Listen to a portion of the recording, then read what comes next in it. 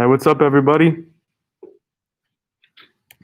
Hey, what's up, guys? We're here in the Smith Hudson building. We're going live. We're here with the guys. We're gonna give away some shirts. And we're giving away shirts, so if you're not here yet, you gotta come.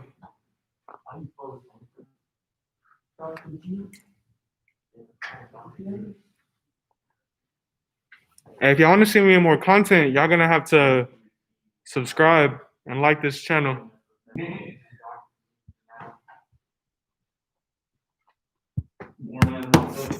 Hey, we got somebody on. Who's on? What's up, guys?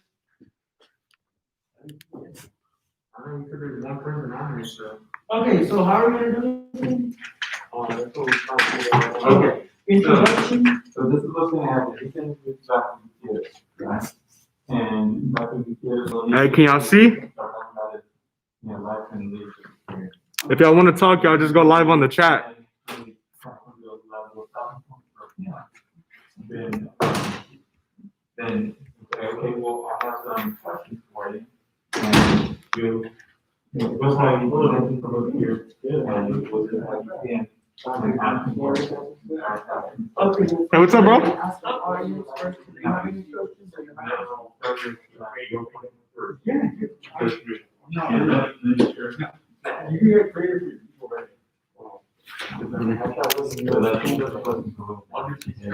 I'm sorry, guys. I'm gonna have to.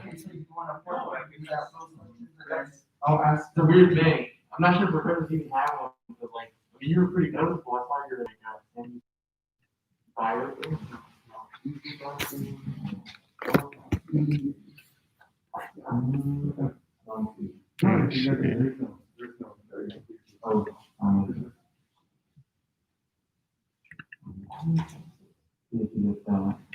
Hello, sorry, I'm what?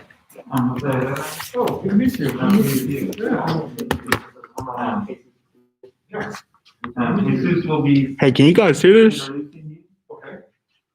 Caesar will be interviewing you. And we've got at the end. Hello, sir. Martinez will be giving you a little gift to say thank you.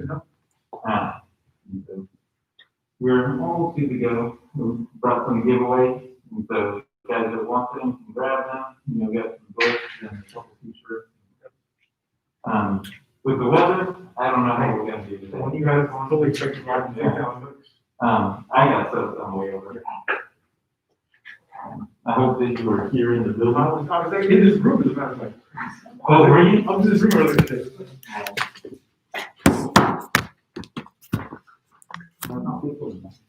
Why are you all over that one? I don't know if I was watching watching a video or reading an article where a guy had To my right. nicked the artery and ended up having a stroke. Young guy, like 20. Like 18 people who got my dream. Not even like, It's cool. Hey, Dr. Gutierrez. Yes, sir. Where do you plan on like kind of being at, like exactly? Audio? You need the audio? Oh yeah, for audio and like visual purposes. What normally happens? I don't want to. So we're going. We've not done this via Zoom before, so, the way, what normally happens is, What's up, brother? it's pretty low key. Okay. You know, it's very casual.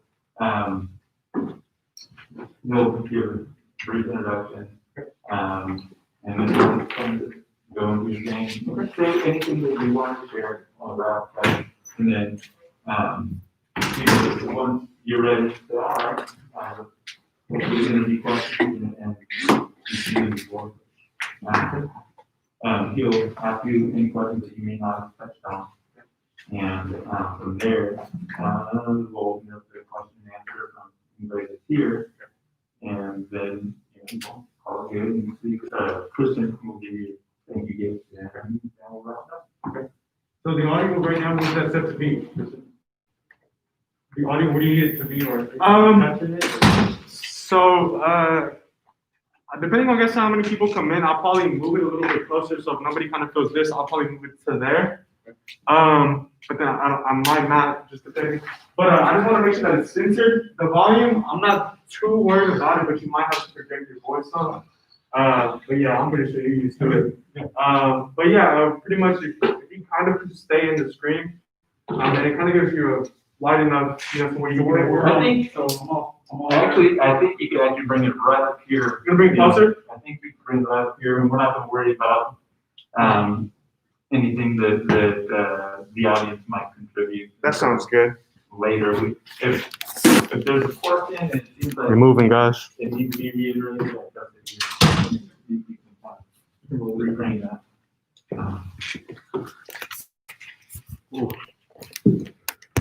Nice.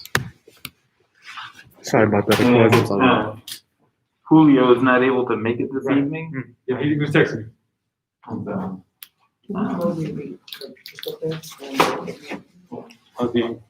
well, you This is know, our first time doing YouTube live too, so. Oh, it's YouTube Live? Yeah. Good to know. We're doing Zoom and YouTube on well, Depending on how many views we get, we might get funded.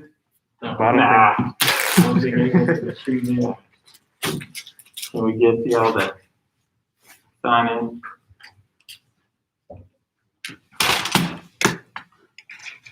Are we gonna practice that? Sure. Oh, okay. What the feeling hanging about. You got really caught my ring, looks like. Oh, yeah. Yeah. From here down, at least I have a little bit of a credit, but from here down, I'm pretty wet. What time is it? So 5:52. Okay, we still got a little bit of time. That was very. Where are you gonna Did you be? just guess? Yeah. That's pretty good. I saw it was like 5:50. No, it was 4:50. Man, I messed that Do me a favor and go ahead. Everybody. I was like, this is another time zone. Yeah, right. I'm an hour ahead. Oh, yeah, I'm looking. Hey, Sus, are you gonna be I right mean, there? I can move over here. Yeah, just so we can kind of be in the center. And yeah, fellas, you mind? Stay in the marked seat, but kind of in the center would be great. Or unmarked seat, if that makes sense. Maybe we should move this one. You wanna move that? Yeah, so we can get this even now. Yeah. Just 0.5. What I would do to be respectful is, leave a little bit early. Yeah. Oh, I see on the edge too, so. Yeah. Right.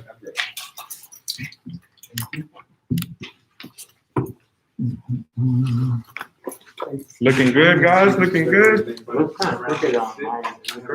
This right here, yeah. And so I was just trying to make my exit quietly. So, yes, sir, thank you.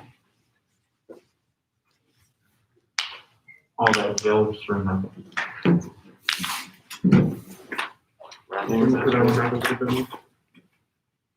No, No, it's this side definitely. it's this one right here. Anybody need a pen?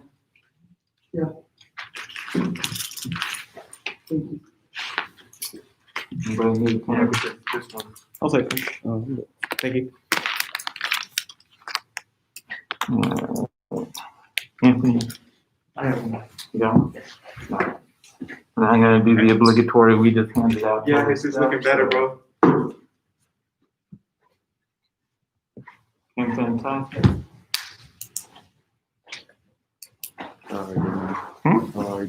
Hey, thank you guys for coming out today, even though like the weather's how it is. You know, we appreciate Man, you you guys just stole my opening coming out. line, bro. Sorry, man. That's informal, man. That's just not your. Huh? You got them. Oh, right? yeah? Yeah, it's not It was cool, putting me on the spot for real. Can't wait to see it. Is it straight down or is it still crooked? It's still kind of. Let's look this up. Yeah, it is a little crooked. Is it this side? Yeah, it's That still, side's it's, a little low. it kind of, what does it look like? On the right, it's still on the right It's side. right here, right? Yeah. Yeah. So. Better? It looks better in the screen too, in the frame. Okay, Are there outlets on the? there it is.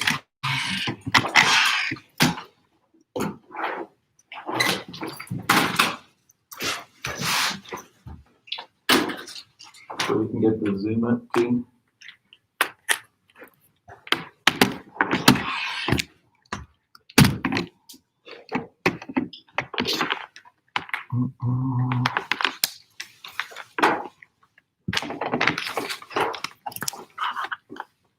There's no power. I don't think so.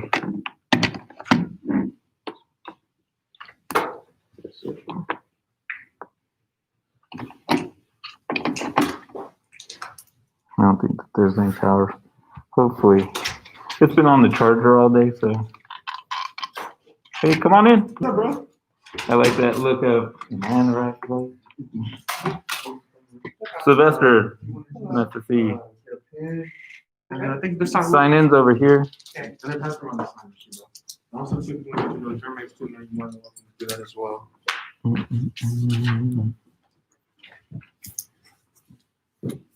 This will be my first public speaking class. Well, the good thing is you're amongst friends, and so there's zero consequence of having any kind of nervousness. So you can even do a jig, and we'll be just applauding. Thank you.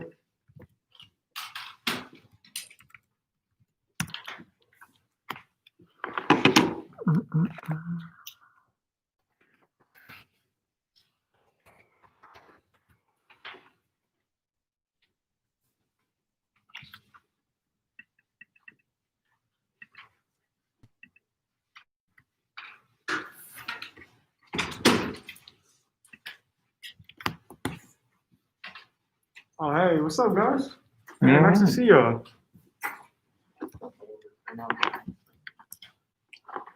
The rain, because of the rain. Yeah. Hello, What's up, can bro? you see us? No, Is it still raining in here? Like really much? here you are. Right on, look at this. We got a few guys over here too. All right. Hey, those of you that are on Zoom, I have a YouTube live. Y'all go support so I can get funded. I'm trying to get a channel going. So if you want to hop onto that one. Also, if everybody could leave a comment or put their name in the chat room or in the Zoom chat, that would help me kind of keep track of those folks who aren't physically here. Looks like it's pretty good in here. Looks like it's pretty good. Is there any way to tell who's on? I can't tell, but I'm able to watch everything on my phone. Well, if you can ask people to leave a comment on the. Wait, question, if I talk right now, can you hear me? I hear everything right Just want to make sure. Mask is all wet. I want to put it on badly. So, you got a few more minutes or a couple minutes.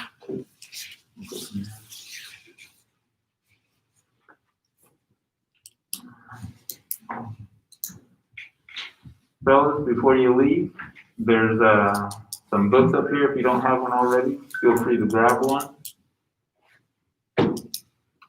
And then also there's one of each side of the shirt that I have up here, and it's kind of first come, first serve. So. Can I get my book and shit right now so I don't have to get it in this presentation when I leave? Or should I just wait? I would say I'll grab you the book, and we'll talk about the shirt.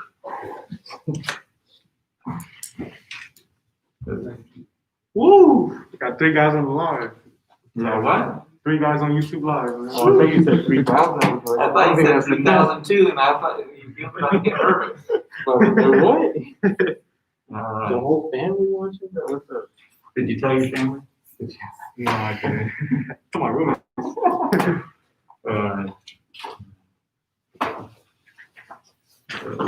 Typically, we as the elite guys, we try to start on time, but weather and all sorts of craziness. I think it's easy.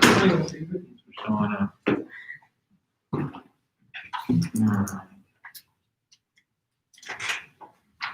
And so I will say that the guys that are helping out today, Jesus, Christian, Caesar, this is brand new to them. This is their first foray into kind of supporting and kind of building out these activities. There's a young man, Devin Matthews. Hey Seth, thank you so much for showing up. Devin Matthews built the program, and he has an obligation right after this, I believe. So he's tuned in, I believe, on either Zoom or YouTube. But I wanted to say a special thank you to you guys, because without it, it becomes very hard. Without your help, it becomes very hard to do these types of things. And so I'm very appreciative, and I think it's awesome that you want to help, and then I think you're just taking those initial steps into some of the, getting some, or looking into getting some responsibilities and living up to those expectations and whatnot. So right on, appreciate that. So with that being said, be kind, be gentle, and give them your thanks for their help and participation for the program. All right. And with that, I will turn it over to Jesus. Okay, before I start, Christian, can you hear me fine? Okay, cool. All right, so first off, thank you for attending our first Shelite Exchange meeting. I know it's been kind of hectic with the whole pandemic, and then even now with this just surprise shower. I just want to say thank you all for all the people attending physically and all the people watching via Zoom or YouTube Live. Yeah, so today our guest speaker is Dr. Gutierrez. Standing right there, but you'll see him when he comes in. Focus. Just a little tidbit information about Dr. Gutierrez. He is a Texas native who grew up in San Antonio. As a young adult, he attended South San Antonio High School, and then he moved on to pursue his BBA, MSF, and PhD in finance from the University of Texas at San Antonio. So with that, I'll hand over the stage to Dr. Gutierrez.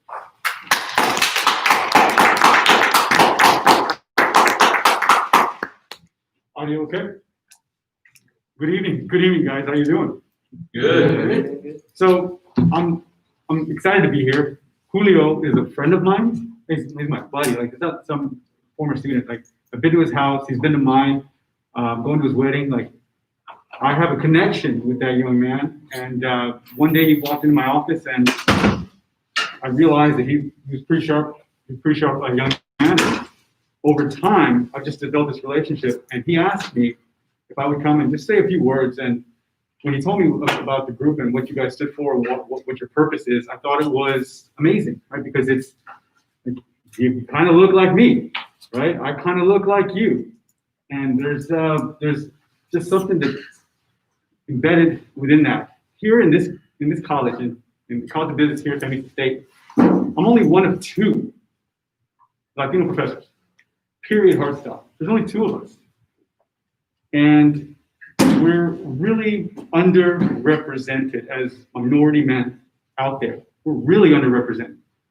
And so we have the opportunity to really make some strides and change the trajectory of not only our own life, but the life of our families.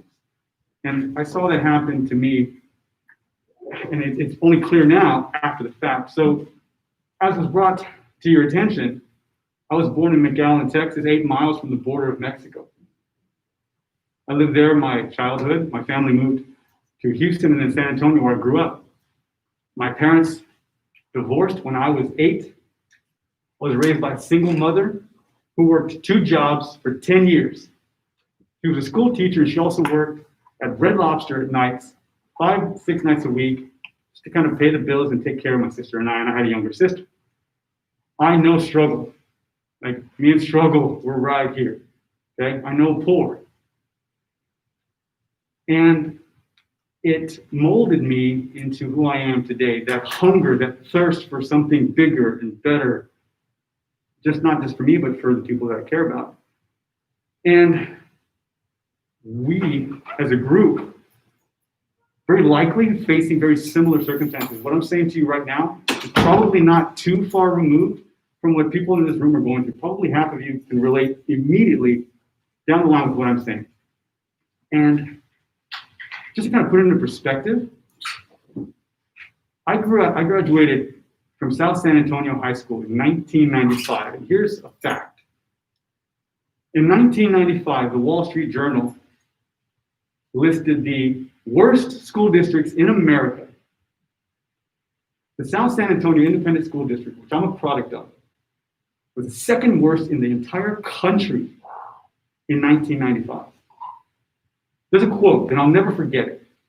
The quote was, if you are a parent who lives in the South San Antonio Independent School District, and you could afford to send your child to another school, but you don't, it was the equivalent of child abuse.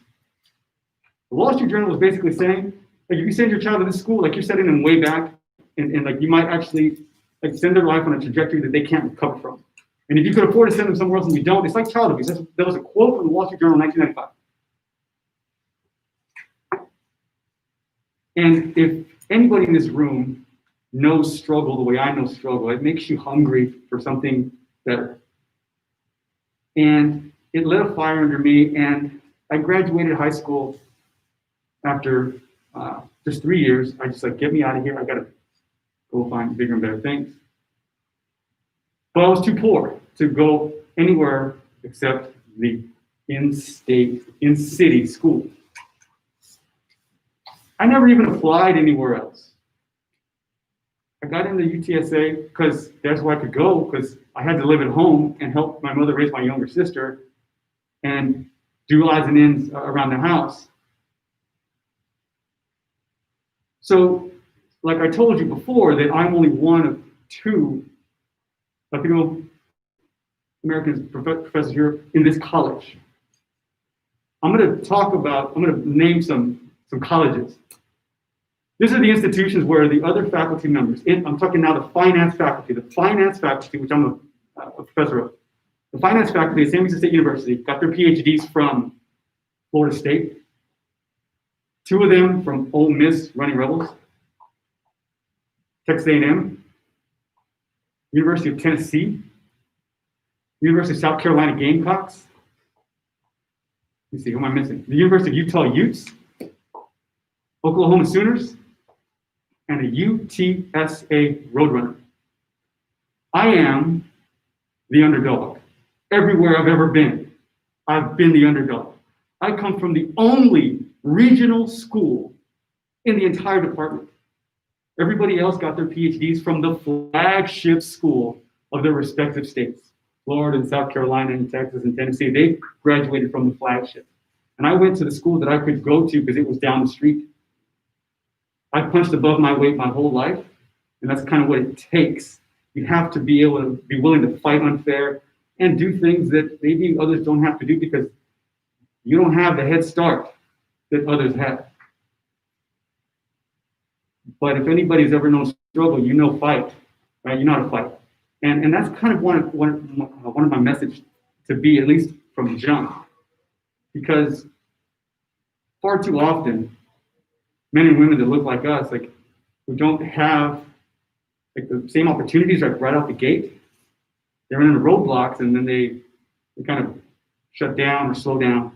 You just gotta lower your shoulder and knock that thing down, right? And that's what I've done my whole life, and that's why I was thrilled when Julio asked me to come here and talk, because I love that young man, right? I care deeply about what happens to him. I want good things for him, and I think he's recognized that. He asked me to be a part of his life, like he's in my phone, like we hung out just a week and a half ago, right? And I have to be honest with you, like part of that has to do because like the young man reminds me a little bit of me when I was coming up, right? He's sharp, he's articulate, he's got some drive, and he wants better than what he's used to. And so it just resonated with me, and that's kind of want to be my message up front. But I'm willing to, talk to you guys, answer any questions you might have. I know that there's some questions for an interview. I'm happy to take them. And if I've got some advice that you're willing to listen to and if you want, I'm happy to share it, right? So thank you for having me. I'm honored. And let's get on with this. Like, what do you got for me, young man? Do you have a mentor or mentors that you talk with regularly who have played a role in your leadership? So I'm 42 years old.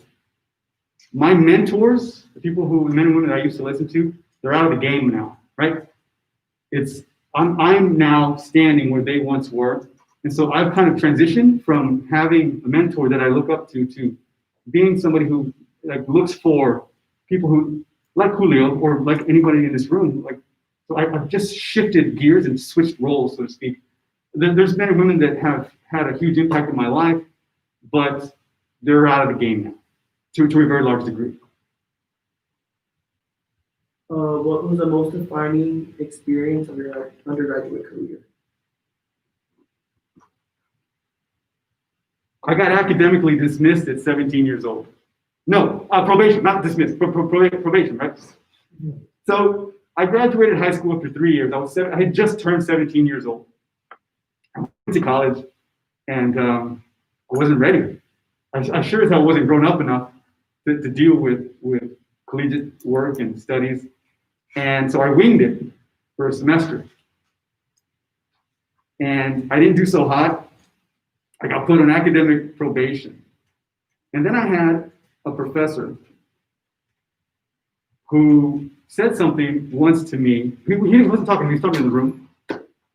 And he knew who the way I know my students, the way I know that Samuelson State has a lot of first generation college students, he knew that I was a first generation college student. And so he says to me and a couple of people in the room, he asked me if I feared at all, if I had any fear of what my life would be if I didn't graduate.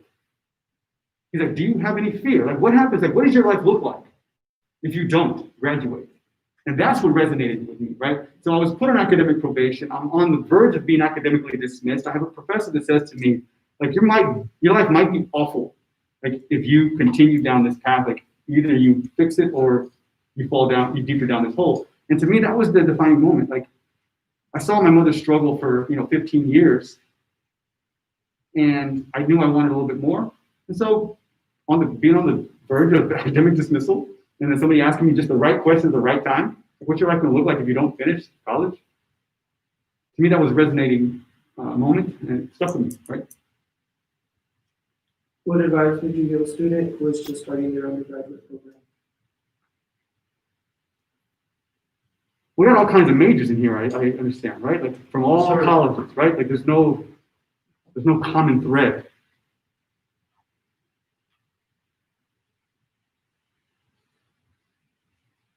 That's what makes it challenging to answer the question. But I guess I would answer it this way. You might not even know if you're any good at, so the question was, somebody's just starting their undergrad, right? Somebody just started. If you're new, if you're a freshman, if you're a sophomore, you don't even know what you don't know. You think you're majoring in this because, like, that's what you were supposed to do when you got here, and that's what you've been telling people you were going to do your whole life. And I say that because I know in finance, I teach finance, I teach investments, I teach trading, I teach corporate finance. And I know my students coming out of high school, they've never seen anything like what I'm going to show them. They have no idea what a trading platform looks like, what it is to trade stocks, options, futures, forwards, currencies, commodities. They have no idea what that's like. So if you're a high school senior or college freshman and you've never even thought about majoring in finance, you run into my class, you're like, oh, like, what's this guy saying? Like, what is this? I didn't even know this was a thing. I didn't know it was this sexy.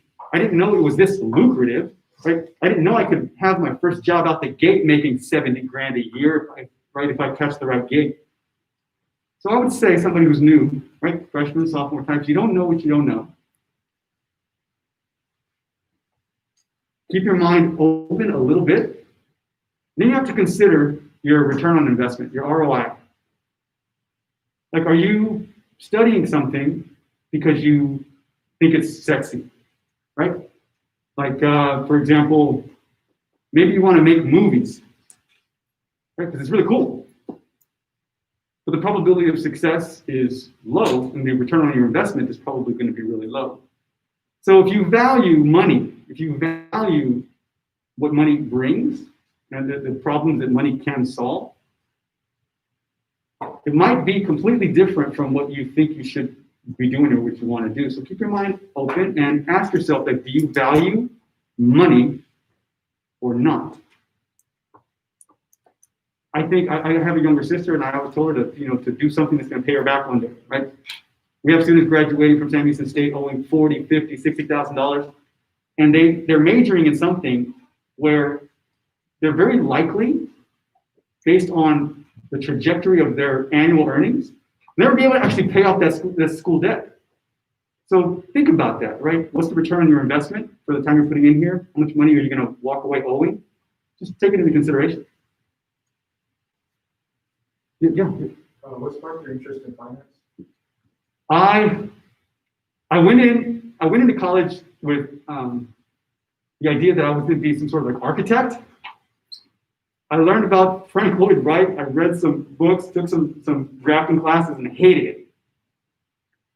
So I started dabbling around. I took a marketing class. And I was like, well, that's kind of cool, right? I thought, okay, maybe I want to study business. But as part of the marketing curriculum, what do you also have to take? Finance. And so, because it was, at the time, it was a class I had to take. I got to take finance because I want to major in marketing. Oh, I fell in love. And it was then, like, that's what I had to do. I had to be in the wrong major, twice in order to catch the right one. It was an accident. I found something that I was good at, that I thought was the sexiest thing on campus, that I learned was pretty friggin' lucrative. And I've never looked back.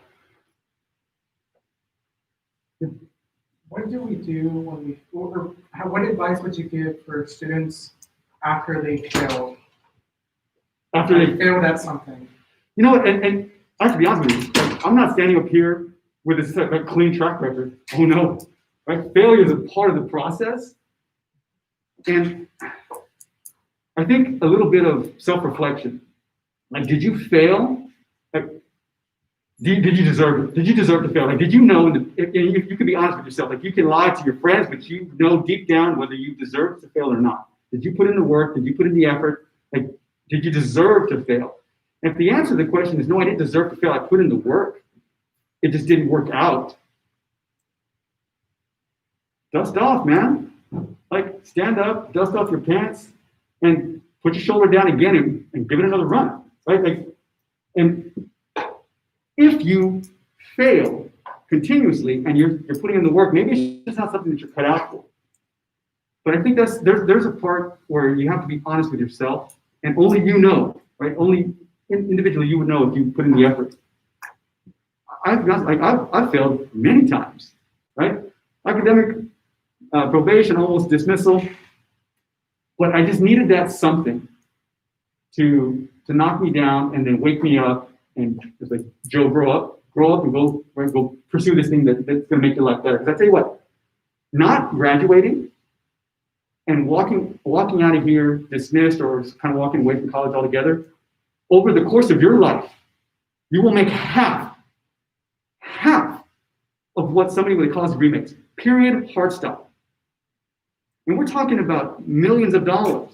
So I've made millions of dollars in my lifetime, right? Finance pays six-figure salaries. I've been in this game for 20-something years, right? Sam Houston State, you can look it up. It's public knowledge, right? Sam Houston State pays me $160,000 2020. In 2020, Sam Houston State paid me $160,000. I've been making six-figure salaries, and that's actually low. I made more money when I was actually in the game, right? When I was actually an investment banker, I made more money doing that, okay? And then I decided I wanted to be a professor because professors work 2 days a week. I come to work right Monday, Wednesday, or Tuesday, Thursday, and they pay me $160 for that. Like, that's a pretty solid gig, so I do it. But when I was in the game, I was making more money than that. But I don't know. I lost my train of thought there for a second. What was the original question? About failure. Failure. Yeah. And so I needed that because then I found something, and then I just jumped on it. It ended up being the best failure of my life. Like, running into that roadblock is what woke me up to the lifestyle that I lead now. And now I'm at the point where, and where even on the flyer, that it's got me hiking in the mountains of Montana. Like, that's my life now. Like, in my 40s, I can do that. But the only reason I can do that in my 40s is because I put my head down when I was in my 20s and my 30s, and I knocked down every goddamn wall that was in my way. I put in the effort, I put in the time, I made the money, I stacked it up, and now I have this fantastic life where I go where I want when I want. But it's only because I delayed gratification. I worked in my 20s and 30s, and I knew the gratification was coming, but that's later. And at 42, like I'm there now, right? I think I'm set. I've set a path for my family that I think they can be proud of, and it's unlike anything that my family has seen to date. But hopefully that's step one. Hopefully, like my nephew will, right? I don't have children, so my nephew or some of my cousins take off from kind of where I've left off. But failure is part of it, and sometimes you just need a wake-up call, and maybe grow up a little bit, right? I had to, right? What advice would you give to a student as they start their first professional job? Show up first, leave last. Put your head down, work, say yes. Yes, I'll do that. Yes, I'll do that. Yes, I'll do that. Yes, I'll do that. Yes, I'll do that. Take it on. Show that you're willing to work, that nothing is expected. You're willing to bust your ass for whatever's coming your way. I would tell you to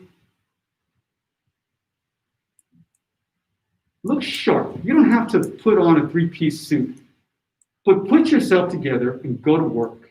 And when you're at work, like, leave your tie on, right? When it's 1 o'clock in the afternoon, you're at work. Like if it's a tie situation, like leave it on. Like get dressed, you go to work, you look the part, you be professional, and you just accept everything. I'll do that. Because I'm willing to learn. I'm willing to learn. And if you have the opportunity, right, early in your career, if you're tasked with doing some kind of analysis, ask to present it and work on your presentation skills. Because I tell you what, the only time when you're 25 years old, 28 years old, the only time you're going to be able to sit in front of somebody who has some power to make some changes around there is when you're presenting your findings. You're just going to be the guy or the girl who's like the number cruncher. This is the analyst, but the analyst doesn't get any recognition because the analyst gives the work to be presented to his or her boss, who then presents it to the higher ups. If you have the opportunity to present your own work, do it. You'll get seen, and make sure that your communication skills are on point. All you need is to be in front of the right person presenting your findings. I tell you what, if you do all the work and somebody else presents it, they're going to do an awful job of presenting your work because they don't know it the way you know it. If you got your hands dirty with some data and you know that data backwards and forwards, present it. Don't allow somebody else to do it because they're going to do a really crappy job compared to what you could have done, so long as your communication skills are on point. And you'll be seen. What was your first job? My first job was an analyst at an investment banking firm for Wachovia. They got acquired by Wells Fargo, so they no longer exist. So I graduated my master's in 2002, right? I went to work immediately after that, and I finished my PhD in 2010. But investment banking analyst was my job. Have you ever asked for a raise? And if you did, how did you do that? I know a lot of people, especially minorities, are kind of afraid to ask for promotions or raises because they're just appreciative of what the opportunity they got already. So they're kind of scared to kind of maybe ask for the raise. So how would you do it if you did it? So when you're in your 20s, you even in your lower 30s, you have to appreciate what it means to be humble. Like if you're 20-something years old and you're working, you're a spoke in a wheel. Like you're nobody. At 20-something, you're nobody. They can replace you easily. So there's where I think where the appreciation kind of comes in, because you don't have any power yet. But that's why I think it's important. If you can be the guy or the girl who puts his or her head down, accepts all work, is the first to show up, is the last one to leave, they'll notice. Present your findings, get your speaking points lined up, present yourself well, dress the part, speak eloquently to a room of men and women about what it is that you've just done, and they'll notice. And as soon as and I've seen it happen, as soon as they start to ask their colleagues, like, who is that guy? Who's that girl? Like how long they been here? When you start hearing, and it'll happen, it'll get through the grapevine. Oh, so-and-so asked how long you've been here. So-and-so asked, like, how long you've been on this job. When you start hearing stuff like that, they're talking about you. And there's when you might actually feel a little bit of confidence. Okay, like, it's just like anything else. Like, I could make it sex. I could talk about men and women, but like I probably don't want to go there because we're Facebook Live, so I'm gonna stop that. But all you need is a signal, a sign, like a look, right? That's all you need. All you need is a look and a smile. And in terms of the workplace, just hearing that somebody's talking about you, asking about you, how long they've been here, type stuff. And then that fear is gone. Like, and then don't make a statement, right? Ask a question like so. What is the pay scale for the next level? What's the pay range if I move up? Ask a question. Don't make a statement. Keep that humility, but don't be afraid to at least ask the question. Is there a particular skill or skill set that you believe all undergraduates should work to develop as an undergraduate student? What I'm doing right now, what you guys are afraid of, what you think is like a bunch of crap. Public speaking, absolutely. Because I tell you what I'm doing right now, and I've been doing it my entire adult life, I'm comfortable with it. I'm not reading off of a script, it's all here. I'm just talking to a room of people. I do that when I lecture. I don't use PowerPoints in my lectures either. The idea is, I don't use PowerPoints and I don't have notes because I live my prep. I live my trading. So I can talk to a classroom. I can teach them about trading because it's not something that I read about and I'm telling them. No, I do it. I do it every day. I live it. So it's so easy to talk to you about. I don't need notes for my own life, right? I lived it. You don't need notes for your own life. You lived it. If, in fact, you're being asked to speak for your job, you shouldn't really need notes. Like you did the work, like you lived it.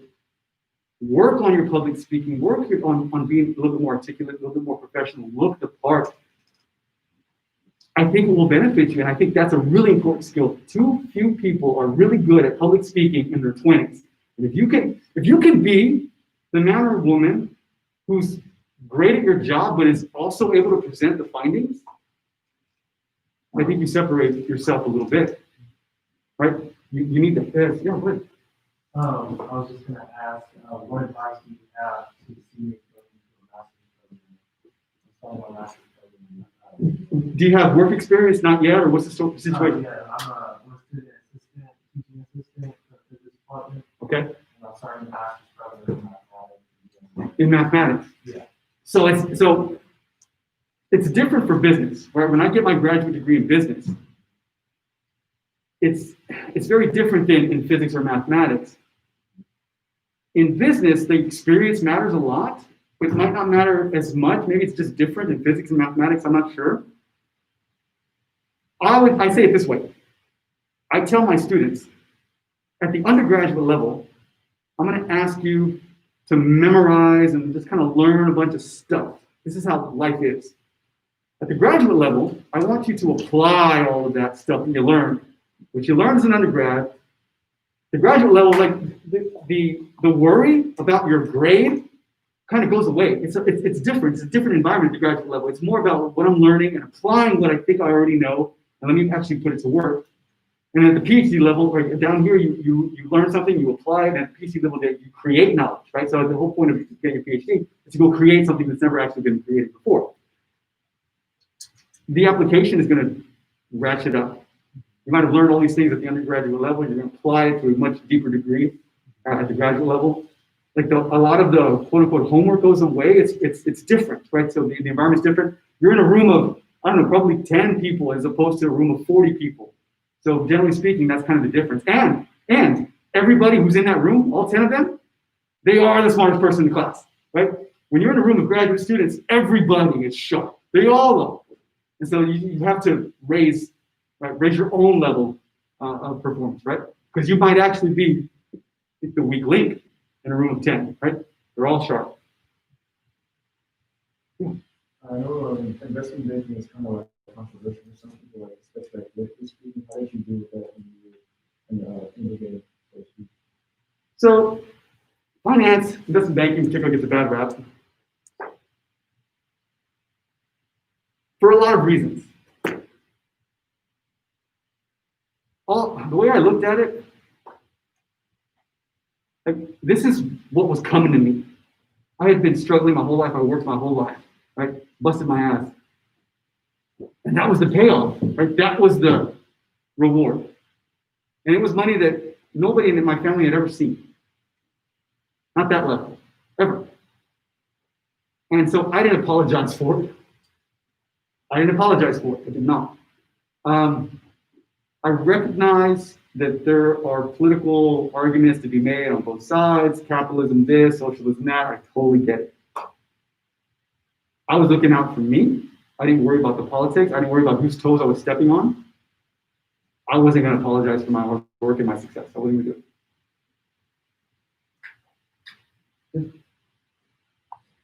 So I have heard like around, like, especially when you get into like the university setting, that people encourage you to go for a master's or higher. In your experience in the business field, does it give you that edge to have a master's? Is it much more noticeable over someone who has a bachelor's? I think when I was your age, when I was in my 20s, when I was coming up, the master's degree was the thing that set you apart. That was the thing. It's become very common today. And it's almost lost a lot of its value because now everybody's chasing it down. You will hit a ceiling, especially in business, if you don't have it. So it's almost a ticket to the show. You might be in the back seat, like, but you're in the show. You have a shot, because without it, like, you're never going to get backstage. With it, you have a chance to get backstage, but it's still going to be a long shot because it is so common now. Had you been facing this question? Like, when I was facing it back in 2000, 2001, it's a very different situation. And you absolutely win it, you got it, and it absolutely mattered. And that's how somebody who's 24 years old walks out earning $90,000 a year, who had six-figure Christmas bonuses, right? Because at that point, it wasn't so common. I was different. It's less today. So would you say the experience matters more than, yeah, well, I guess does the experience matter? That's what I'm trying to say. The experience matters most. The degree matters like your first 3 years. After the first 3 years, after you've been degreed and you're in a job somewhere, it's the experience that will start to take over. I don't reference anymore like what I did early in my life, early in my career. Like I don't reference, like it's almost relevant. I don't even talk about my degrees except when somebody's asking me to talk because it means that I've studied something, I'm an expert on this one thing, but I don't even talk about it. Or it's even lost its luster with me. The degree matters early, and then it's kind of like your GPA. Like it matters to get into somewhere, but then you'll never talk about it again, right? It's one of those things. The experience absolutely matters after about 3 years. If you can review, as in to fix or change something during your undergraduate career, what would you? I was a little too much of an introvert. I've got out of that, as you can see. Like I'm no longer an introvert. I've been public speaking for the greater part of my adult life. But when I was your age, when I was 20, 21, 22, I was a little bit of an introvert. And I didn't participate in much. I didn't join clubs. I didn't go to games. Like I didn't do any of that kind of stuff. Like I didn't get involved on campus. And I really wish I would have. I think my college experience would have benefited from being a little bit more involved, and especially in like leadership type groups, right? Like had I joined a club and been treasurer or been the secretary or been the vice president or the president, because that's a line item you can put on your vita or your resume, and it just helps. Like for that job, it helps. I know it's just one line item, but it's something to talk about. You're not going to get the job just because you've got a line item of the degree. Like you need a story, right? And I think if somebody asks an interview question, tell me about an experience like in college. You can tell them about, oh, I was an officer for this particular club. My job was this, that, and the other. The story is a better answer to an interview question than anything. I wish I got involved. Let's do one more question to me and then kind of open it up to the rest of it. Okay. If you could do something over again because it had an extraordinary impact, what would it be?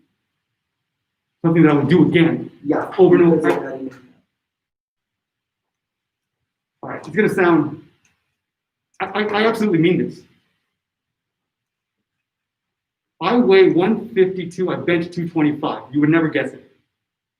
I weigh 152, I bench 225. I can do muscle ups, right? I have 12% body fat, 12% body fat. What the hell is that, Matt? Why am I talking about that? I'm talking about that because what it does for my confidence, standing in front of people, talking to people. It's kind of the idea, like I could kill you and eat you if I had to, right? I could eat you if I had to eat you. And it's just about that idea that I am stronger than you think. I'm a surprise, man. I'll surprise you. You look at me in the gym, I think we can't, I'll put 240 pounds each side. I'll push it. I will push it twice. And you look at me like, no way. What it has done for my confidence, standing in a room, talking to somebody, knowing that I'm a surprise. Nobody would ever guess that small dude can bench 2 1/4. I do. Whatever it is that gives you that confidence, I think you should, for me, it was being this small, skinny kid at 18 that with arms like that, that just like, it hurt me when I just didn't have that confidence. And one day, 9 years ago, I got in the gym and every other day, I shit you not, I can do muscle ups, I do calisthenics, I'll freak you out, right? I'm the professor that can maybe like outbench you, like it's possible, right? Maybe not this dude, right? It's a big arms, right? But you get the idea. I would absolutely do that again because I went from being the skinny kid who was a little timid to being the opposite of that. All right, let's go ahead and open it up to everyone else. Anybody else have any questions? I did. Oh, it's a bit off topic. Sure. But in 2018, you had an article about how Ebola affected the market. Yeah. If you compare that to COVID now, what would your thoughts be on that? So Ebola was a scare that was over in a heartbeat. And what we learned doing that article is that the market does in fact tend to overreact and then it bounces right back. COVID is different because it's been this problem that has just lingered, right? It's just lingering and it's firing up again in Europe. If you don't know that, check out the headlines. European nations, France, for example, is having a reignition. And so I think that there is not as much of a parallel on the work I did on the Ebola piece on how it impacts financial markets. Because COVID has been just here and it's been staying here, I think the play in the markets is different. So although I'm proud of that piece, I don't think it is comparable to what's going on in financial markets in a COVID world like it was in an Ebola world. Yeah. So I know that as a first generation student, there's always that unknown. So it starts in high school, you don't know what AP classes are, should I take them, should I not? And then you go to college and then you have what should I do? Should I join something? So the next step after college is, where do I go to work? And do you have any advice on how to identify where I want to work? I know I want to study this major, but what can I do with this major? Do you have a way or some advice to pinpoint that? So you're talking about visa status? You said international students, is that what you said? No, first generation. Oh, first generation, I think I heard international, first generation. Yeah, so that's a disadvantage that first generations have, is that you don't know, like you can't go to your parents, you can't go to your grandfather, you can't, there's nobody to tell you anything. That's why I think potentially getting involved on campus is helpful. Find a professor too that you actually walk into their, well, maybe not in the COVID world, but you walk into their office, you meet them, you get to know them, you let them know that you're a real student who's really interested in a particular topic. So Julio, right? He's listening, I'm talking about him. Julio's gonna start his job when he graduates in December. I introduced Julio to the man who's gonna hire him, who was also a Sam Houston State graduate. So it's about networking and kind of doing what we're doing today, right? Like it really does help. Now, Julio's a sharp young man. He could have got a job anywhere, right? He could have done what he wanted to do. But it's true. Man is hiring him. He met through me, who's also a Sam Houston State student, was my former student, right? Meet people, talk to people, because your family can't educate you on something like that, and it's totally understandable. I went through the same problem, right? Nobody could tell me anything. And today, still, right? None of my family knows what I do. None of them, right? They're not college educated. They're not sophisticated when it comes to finance. They're just, oh, I get the guy that deals with numbers. Like, that's all they really know, right? It's a struggle, right? And there is no great answer to it. The answer is network. Meet people.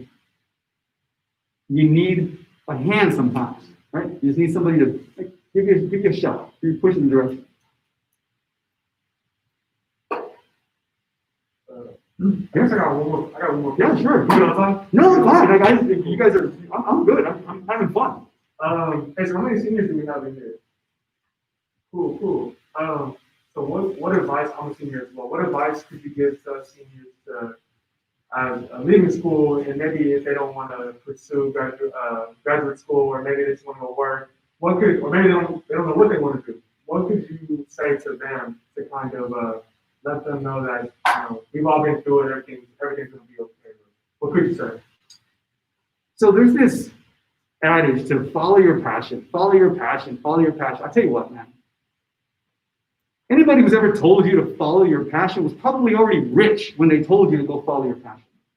I'm passionate about like food and like football, but like that's not the stuff that pays you, right? Like there's things that be passionate. What I'm passionate about is being really freaking good at something, putting in 10,000 hours on that something, becoming an expert, and then knowing that my colleagues recognize that I'm good at something, the recognition, the status, the money, right? I am the best tax accountants in the world. The millionaire tax accountants, they're not passionate about taxes.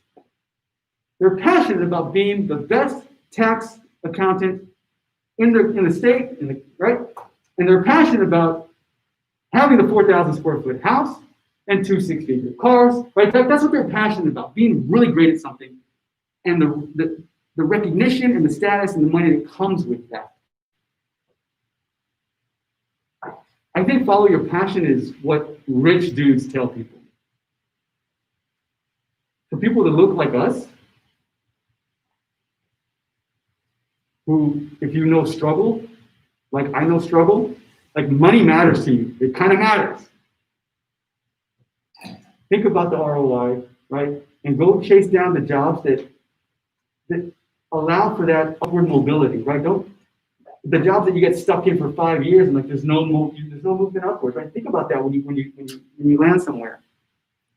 Don't get complacent, right? Don't ever stop being hungry. At least not until you're 40-something, right?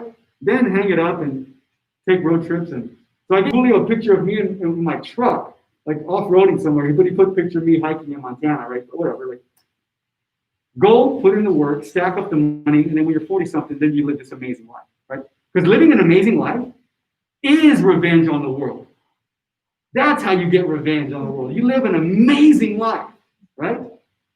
That's revenge.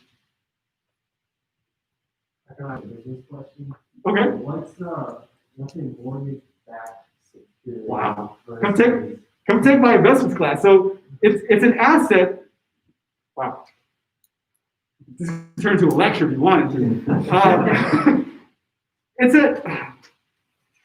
When Americans have a home, right? Let's put your family, right? You have a mortgage. You pay your mortgage. You pay the bank. Okay. Well, that money that you're paying to the bank, some of it is principal, some of it is interest. Okay. What the bank does, loosely speaking, they take not your just mortgage, and his mortgage, like all the mortgages, right? Imagine everybody pays a mortgage to me. I'm the bank, so to speak, right? I have all of this money coming in. So what I do is I create shares. I have a share of your mortgage. I have a share of the mortgage. I cut it all up and I sell it, right? So I sell it as these are shares of a mortgage-backed security. That's an investment.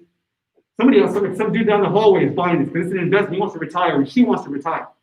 So when you pay your mortgage, it's like money flowing to the bank, to them through these shares.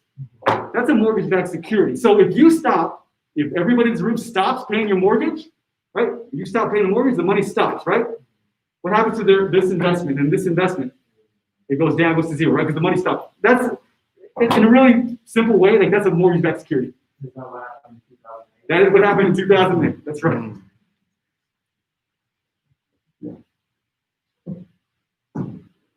I think you changed everybody's major in the room. Come see me. When I heard I took less money to work here and it was still six-figure salary, I was like, oh yeah, man, wrong major for sure. So my father gets a kick out of this. I tell my father that it costs me money to go to work. Not many people can say that. It costs me money to go to work. The reason it costs me money to come here is because I'm not at home trading, right? So when I go to work, which is how most people make money, I actually lose money because I could be making more money at home, right? So it's just, yeah. So when I tell you about the return on your investment, what's the ROI of all this damn effort that you're putting through, right, like in college? What's the return on your investment? And pick something that's going to pay you back one day. But finance. The reason it's lucrative is because it's hard. If it were easy to do, everybody would do it. And as soon as everybody does it, there's no value in it anymore. The reason it's valuable is because it's rare. And it's rare because it's hard. You just want to graduate, like there are majors that, right, like you'll get a degree, but it won't necessarily pay you back. Right? Something to consider. Is that opportunity cost? What you were saying? Yeah, that's right. Economics, right? It's opportunity cost. Right? Does everybody know what opportunity cost is? I see some yeses and I see some, I'm not gonna turn my head either way. Okay. Any other questions? Yeah. So is there any like personal hardships or like stuff you need to do with one in graduate school? When I was in graduate school? Yeah. Hardships at graduate school. I had to take a bus, I rode a bike, I didn't have a car. And then when I could afford something, I bought a motorcycle. So I ride motorcycles, right? I rode motorcycles when I was young. But in the rain and in the cold, like it kind of sucks. But when you're poor and that's all you got. So my entire youth was a struggle. And until I was about 24, 25, I actually got out there and then I actually stopped worrying about, I didn't stop looking at price tags at the grocery store until I was like 26 years old. When I was 25, 26, when I finally started getting paid, I finally went to the freaking HEB or whatever it was in North Carolina. And like, I just bought what I wanted. And I didn't worry about the price. I didn't do that for the first time until I was like 24, 25 years old. Yeah. Okay, so for students who want to go to like a past master's, isn't it true that you have to contribute to your field? Yeah. Okay, so this is a worry that I don't know if it's just me or other students have this too, but I'm being the brave one here and I'm always saying the stupid thing to be first generation. What if you think all the ideals are taken up? They never are. Yeah, it's not possible. They never are, right? So finance has been around for 100 plus years. I published something this year in 2020. I published something that's never been published before. My contribution was, right, so not everybody takes leaps, not everybody's Einstein, not everybody takes, like we were here, now you're here. Like, I take small steps, right? You take small steps. You build up of something, and if you contribute this much to the finance literature, we didn't know this about finance yesterday, but we know it today. That's worthy of publication. Unless you're Einstein and you take leaps, right? We didn't know this yesterday, but now we do, right? Not everybody's Einstein.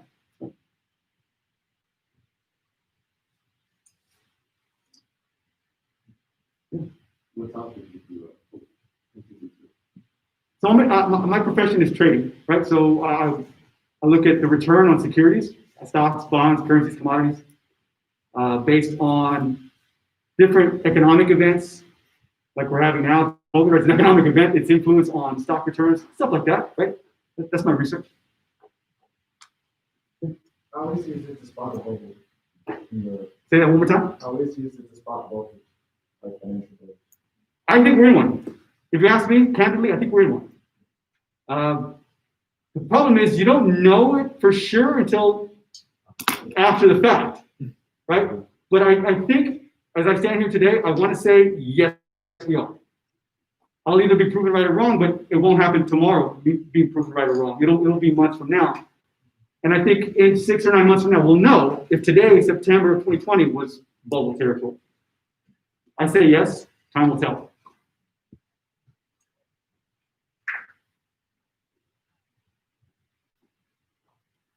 Anyone?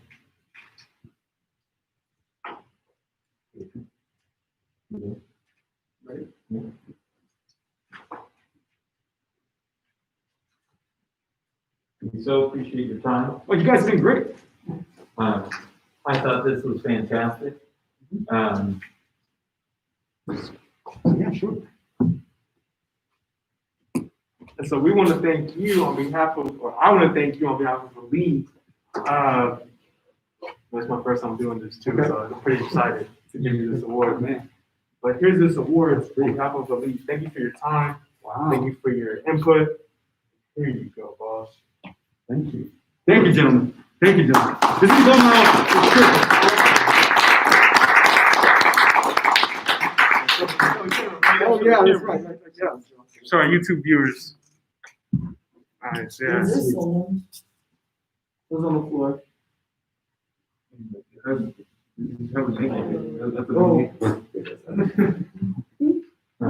Thank you so much. Thank you so much.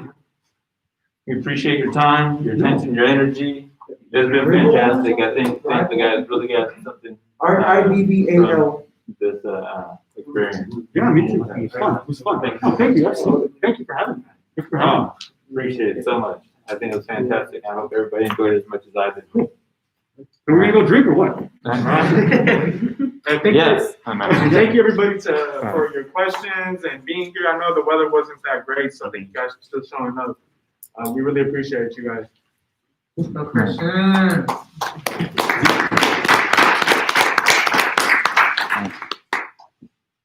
Everybody, there's some free books and first come, first serve on the shirts. I'm not gonna. I'll see you later, guys. All right. Thank you, everybody, for your attendance. Make sure that you put your name in the chat room or in the chat. I appreciate it.